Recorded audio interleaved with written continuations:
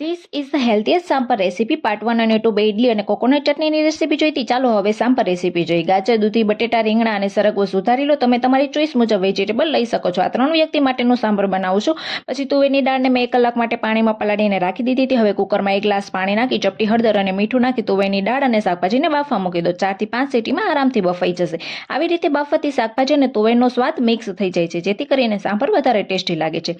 4-5 city પછી તમે જોઈ શકો છો કે આપણું શાકભાજી સરસ બફાઈ ગયું છે. હવે તેમાંથી સરગવાની સિંગને સાઈડમાં કાઢી લો અને વઘારની તૈયારી કરી. સાંભારમાં તેલ બહુ ઓછું પડે છે, જેથી કરીને મેં 2 પાવરા જ તેલ નાખ્યું છે. તેલ ગરમ થાય એટલે તેમાં મીઠો લીમડો, 2 સૂકા મરચાં, થોડા મેથીના દાણા નાખી સુધારેલી ડુંગળી તેમાં નાખી દો. હવે ડુંગળી ગોલ્ડન બ્રાઉન થાય ત્યાં સુધી એને સાતડો. ત્યારબાદ તેમાં સુધારેલા ટામેટા નાખી દો અને સ્વાદ અનુસાર મીઠું અને હળદર નાખીને તેલ છૂટું ના પડે ત્યાં સુધી ચડવા દો. પછી તેમાં બાફેલું શાકભાજી અને તુવેરની દાળ, ધાણા જીરું પાવડર, લાલ મરચું પાવડર, 2 ચમચી સાંભાર મસાલો નાખી સરસ મિક્સ કરી લો. છેલ્લે સરગવાની સિંગ, આંબલીનું પાણી તથા ગોળ ઉમેરી દો અને સૌથી મેઇન પાર્ટ છે સાંભારને ધીમા તાપે 8 થી 10 મિનિટ માટે થવા દો અને પછી ઢાંકીને રાખી દો. તો તૈયાર છે આપણું